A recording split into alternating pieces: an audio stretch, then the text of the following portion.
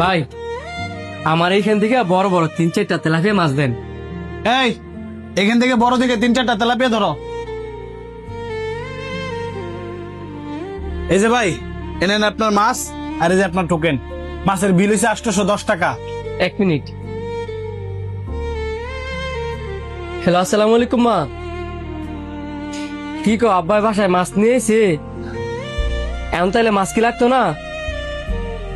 আচ্ছা ঠিক আছে, সরি ভাই, মাছ লাগতো না।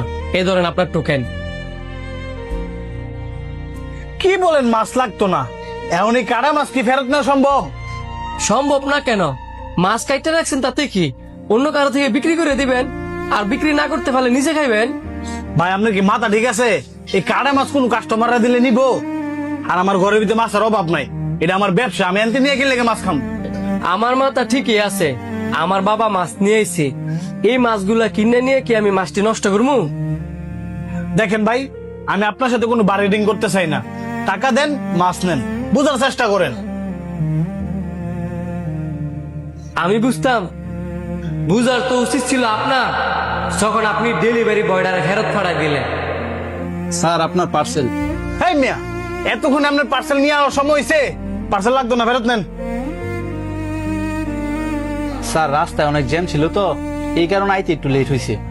রাস্তায় জ্যাম আছিল তো আমি কি করতাম? তোমার আইতে লেট হইতেছে দেখা আমি আরেকখান থেকে খাবার আনা এলেছি। তুমি তোমার ডেলিভারি লয়ে যাও। স্যার এটা কি সম্ভব? আমি যদি অনেক খাবারটি ফেরত নিয়ে যাই, এমন আছে আমার চাকরিও যাইতে পারে। তাইলে তুমি এক কাজ করো, এই খাবার গুলা তুমি অন্য কোথাও নিয়ে বিক্রি করে দাও।